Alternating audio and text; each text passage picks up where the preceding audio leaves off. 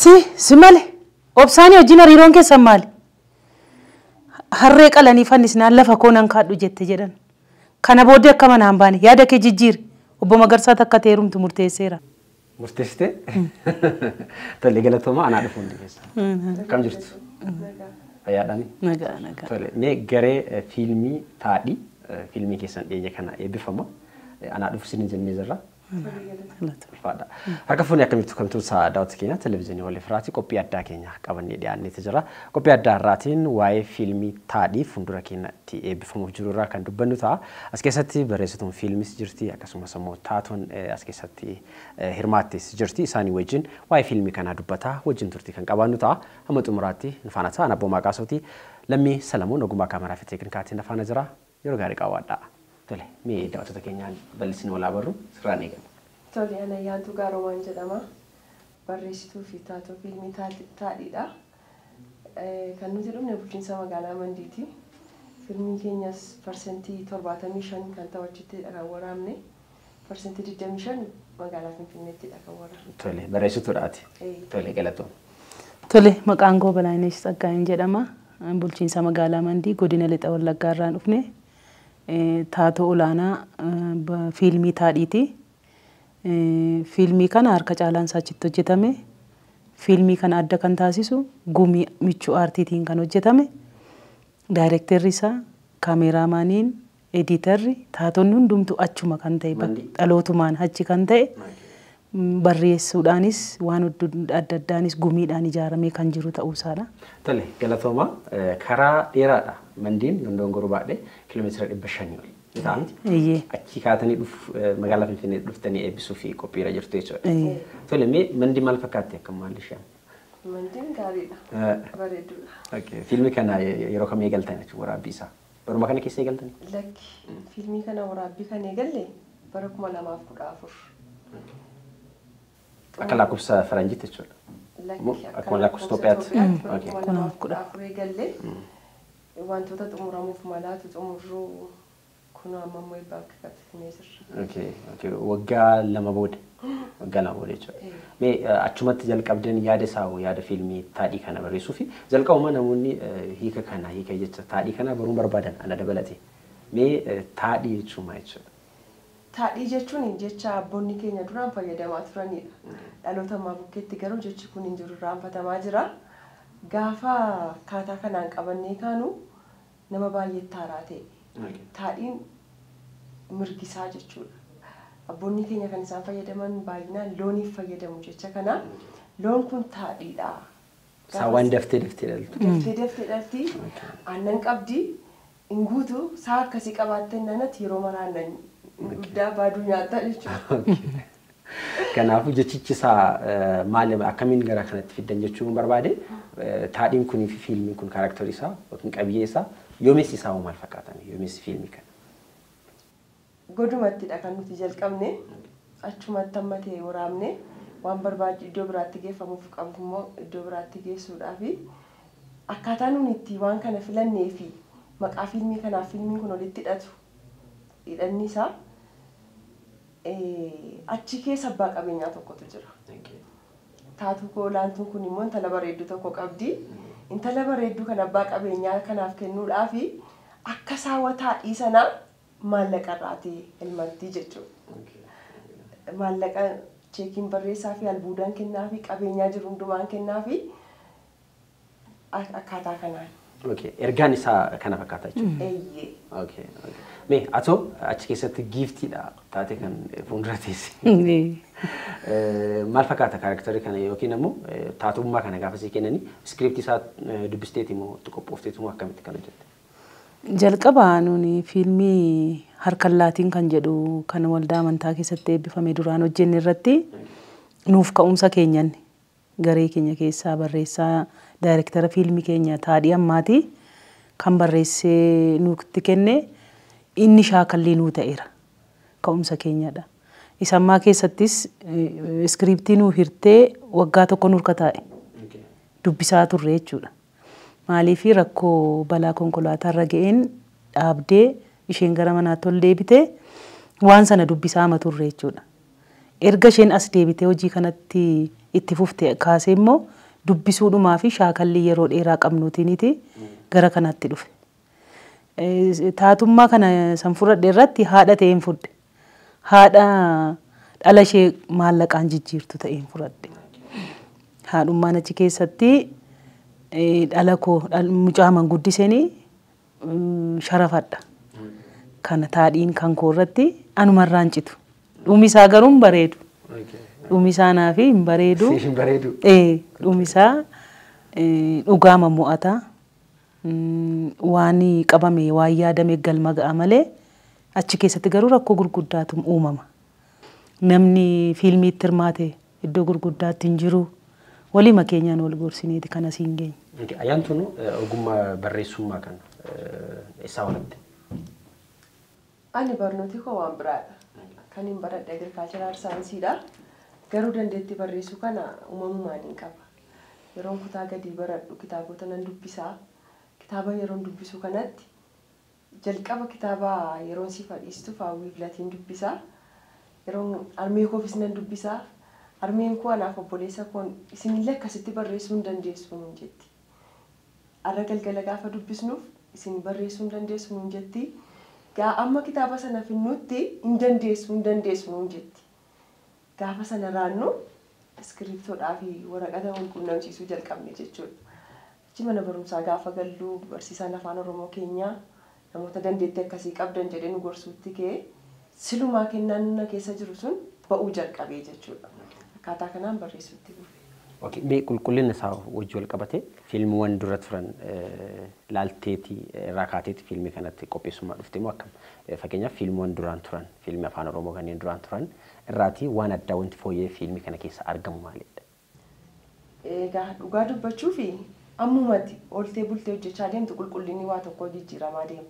Sababni isaa meeshaan ati kaleessa argattu farra argattu wal caala waan ta'eef isa kaleessaarra qulqullinni isaa amma ta'e jijjiirama qaba.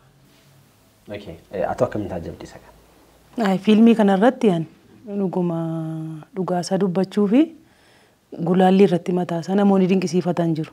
Maaliif haalli goda keenya jiru haala akkasiif mijataa miti. Garuu aarsaa guddaatti kaffaluu irraan kan ka'e dhufee as ga'ee jira. Wantichi itti seenamee ilaalamee namoonni hubatanii baay'ee isaatti gammadaniiru kan gulaalan jechuudha. Mudaa tokko itti kennuu malee nu dabarsan gulaalamee as ga'e. Ija uummataatti dhiyaachuu hin danda'a kan jedhuutiin. Maaliif ergaan inni qabu qabiyyeensaa qabiyyee olaanaadha. Dhaloota bira ga'ee dhaloonni illee waan irraa baratan waan bal'aa jira. Aadaa keessatti illee waan hafee namni irraanfate. Ergaa aadaa keessatti darbuu qaba. Jaalala keessatti gatii kaffaluun maal akka ta'e qaba. Baay'ee natti tola naan fiilmii kana taa'een irra deebinee ilaalla. Yeroo miina aktaroonni ilaaluu qabu jedhanii teenye ilaalla. Ituma ilaallu lafa mudaa isaatuun argin finna. Amma immoo deebinee irra deebinee immoo qaban. Ituma qabataa jirru immoo gidduutti dhaabnee immoo ilaallee xumurra. Maaliifis itti tola. Si hawwata jechuudha. Baay'ee gaariidha, baay'ee namatti tola. Kabajamtoota daawwattoota keenyaa mee fiilmii kana keessaa immoo waan ta'e gabaabaa daawwannee walitti deebina ammas.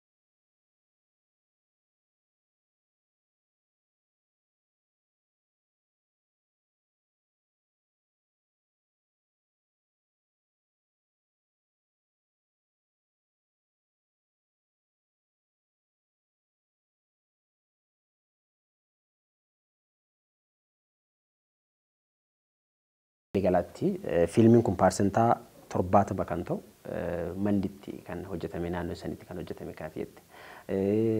Achitti eebbisuudhaaf yookiin immoo achitti eebbistanii dhufuun hin danda'amu ture immoo magaalaa Finfinnee irraa jalqaba jettanii filattanii waan isa. Fiilmii kana akkuma tikaaste persentii 70 achitti hojjenne garuu achitti eebbisuudhaa fi wanta achitti hojjetame kana uwwisa miidiyaa akka inni argatu gochuu barbaanne. Achitti miidiyaa argattee akka uwwisa miidiyaa argatuun gootu as garuu miidiyaa baay'ee waan jiruuf afeertee waan kana qaama hawaasa bal'aa bukkee akkasii qaqqabu gochuu danda'u.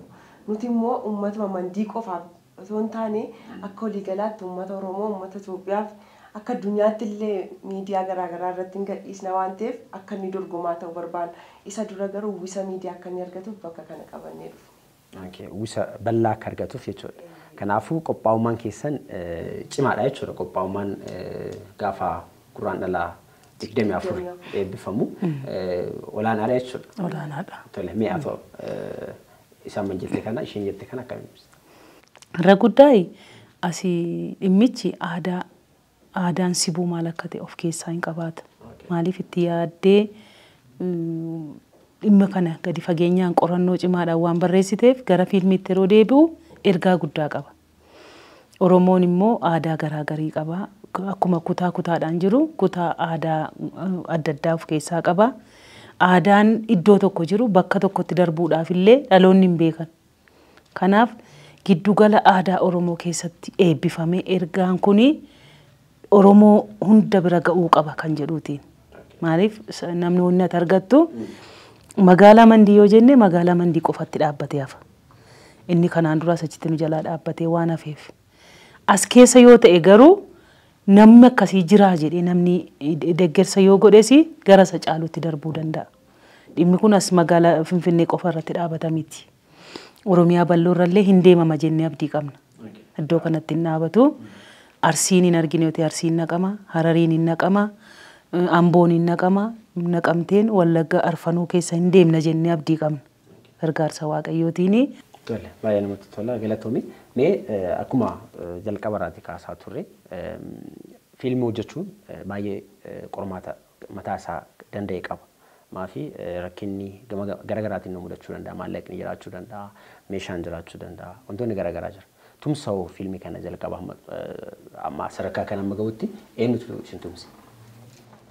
Sadarkaa kanaan ga'uudhaaf aarsaa guddaa kan kaffale taatotuma fiilmichaati. Deemnee garuu bakka dhaabbachuuf kaanetti waajjirri aadaa fi turizimii bulchiinsa magaalaa Mandii fi waajjirri kantiibaa waliin ta'uudhaan akka nuti hin dhaabbanneef parsentii hafe akka nuti xumurruuf gargaarsa nu godhanii sadarkaa kanaan akka geenyu nu godhaniiru. Isaanis isin shoora isaanii baataniiru jechuudha. Isinoo fedhima keessaniin wantuma isaa jaalattaniiti kan tumsaa turtan moo akka? Nuun baay'ee nutti tola. Maaliif amma axinnaatu isheen illee galii miindaa argattu sana fayyaa isaa achitti dabarsiti. Ofii isheetti hir'istee waan kun dhaabbachuu hin qabu jetti. Garee michuu aartii keessatti isa jalqaba waraabbii jalqabaa irrattis isa ammaa irrattis waraabbii keessatti jalqabame yeroo waa hir'atu kiisii isaa keessaa abbaa qabutu waan sanatti fufsiisa. Taatota fiilmii yeroo filattanii taatota fiilmiidha. Warruma uumamaan dandeettii qaban qofaadha moo akkamiin filattanii? Fakkeenyaaf taatummaa wajjin namni deemu jiraachuu danda'a yookiin ogummaa kana baratee barumsaa wajjin namni kana keessatti hirmaatu jiraachuu danda'a. Yookiin ammoo akkuma amma isheen kaastee namoonni uumamaan dandeettii qabaatanii dandeettiin isaanii sun ammoo yeroo dheeraadhaaf osoo mul'atiin hafe iddoo garaagaraa ni jira. Amma iddoo baay'ee fagoo ta'edha mandeen kan isin itti hojjettanii jechuudha. Akkamiin filattanii kaaraaktarii yookiin ammoo taatota kanneen? Jalqabuma akkasii kaasuu yaalle nuti garee michuu aartii jennee gumii qabna. Jalqabu kan hundaa'e jechuudha. Gumii kana ammoo akka itti hundeessine fiilmii jalqaba hojjenne sanarratti nama mana barumsaattis ta'e cheerchii keessatti hawaasa fuuldura ba'ee waa hojjechuu danda'u eenyudha kan jedhu barbaadan. Erga sanaa booddee qixxa kanatti galee taphachuu hin danda'a hojjechuu hin danda'a kan jedhuun erga ilaallee booddee nama sana fuunee iskiriiptiitti ilaalle. Iskiriiptii gaafa fuudhee dubbisu ta'ee argamee jechuudha. Fiilmii sanarratti akkasitti qabannee fiilmii lammaffaa kanarratti dandeettii isaanii hin barree itti fufanii akka hojjetan ta'e. Tolemee gaafa Guraandhalaa akkamiin isin haasimataniif erga dabarfattu amma gaafa Guraandhala 24tti kan inni eebbifamu akkamiin dhufaa jira jettanii erga dabarfattu? Tole Guraandhala 24 giddugala aadaa Oromootti fiilmii bareedaa seenaa aadaa dhugaa kalaqallee of keessaa qabu kan nama barsiisu kan nama bashannansiisu aadaan akkasii jiraayii siboo aadaa akkasii qabaa macca aadaa akkasii qabaa jennee Booranaa Gujii Tuulamaa wajjin kan wal barsiisu Sikkoo Mandoo wajjin kan wal barsiisu qabannee mijuu guutuudhaan jirra waan ta'eef gaafa 24 namni tokko nurraa nafinaa achitti wal arginaa. Tole guyyaa gaafa gurraandhala 24 akkuma obboleettiin koo jette mijuu guutuudhaan harka guutuun isin eegaa jirra. Aartii kana keessatti yookaan fiilmii taadhii kana keessatti ergaa gurguddaan ni qabu. Barumsa kan irraa argattan, aadaa keessan kan ittiin guddifattan, dhaloota ittaanuuf gorsa addaa kan ittiin laattan waan ta'eef nuufis mudaa nuun qabnu qeeqa nuuf kennuu barbaaddan illee yoo dhuftanii ilaaltan malee waan isin irraa argannu waan hin qabneef dhuftanii kallattii fuula duraa nu agarsiistu waan ta'eef akka irratti nuuf argamtan isiniin jenna. Tole xumuratti nama galateeffattan yookiin namni qaamota galateeffattan yoo qabaattan galateeffadhaatii turtii gabaabaa keenya namni boolamu. Tole ana akka kootti taatota koo baay'een galateeffadha. Taatoti kun yeroo isaanii aarsaa godhanii kaffaltii tokko maleedha kan isaanii itti dadhabanii hojjetanii jaalaluma aartiif qabaniidhaaf malee faayidaa addaa tokko hin arganne guddaa galatoomaa isaaniin jedha. Akkuma kana waajjira aadaa fi turizimii bulchiinsa magaalaa Mandii waajjira kantiibaaf sektoraalee kan biroollee kun seenaa keenyadha waan ta'eef itti nuuf ufsiisaa jedhaniif akka dhaabbanne akka nuyi tarkaanfannu waan nu godhaniif guddaa galatoomaa isinitti taabaru aartii kan biraallee ijoollee kan biraa cimsaa utubaan jedha. Tole akkuma isheen jette warri galateeffamuu qabani dursa taatota keessatti hirmaatanidha. Harkaa fuudhee namoonni harkaa fuudhanii yeroo sanaaf illee milkaa'uu dadhaban namatti barbaaddachuudhaan illee yeroo itti kabar gootetu jira. Isaan kana galata guddaa qabnaaf akka dhaabbatu hin goone taadhiin ija uummataa bira ga'ee akka inni iddoo mul'atu qaqqabu kan godhan taatota akkuma isheen jette. Irra guddaa immoo bulchiinsi magaalaa Mandii dhaabbatee dhiisnee gara yeroo dheeraadhaaf gara ji'a ja'aaf dhaabbatee waan taa'e itti fufee akka tarkaanfatu waan godhaniif bulchiinsa aanaa keenyaa bulchitoota sektoraalee adda addaa guddaa galateeffannaa. Namoonni ammas tumsa keessan barbaan xumura fiilmii kana argisiifnee raawwanne irratti galata guddaa isiniif hin gashina Waaqayyo wajjin jennee kayyaan ammas nu bukkee dhaabbadhaa kan jedhu dhaamsa koodha. Ulfaadhaa galatoomaa fiilmiin keessan ammoo bifa bareedaa ta'een akka eebbifamu hawwii kan kooti akkasumas hawaasni Oromoo bal'aan galma giddugala aadaa Oromootti gaafa gurraandhala 24 irraatii nafinaa achi deemnee fiilmii taadhii daawwanna guyyaa sanitti ulfaadhaa horaa bulaa. Galatoomaa. Kabajamtoota daawwattoota keenya qophii addaa keenya kana fakkaata ture dhimma fiilmii taadhii wajjin dubbataati kan nuti ture waan faana turtaniif horaa bulaa isin jenna gurraandhala 24 galma giddugala aadaa Oromootti irraatii nafinaa fiilmii taadhii achitti wajjin daawwanna isin jenna waan faana turtaniif horaa bulaa qophiileen televezyiinii waliif irraatii afaan ammoo itti fufuu daawwadhaa yeroo gaarii qabaadha.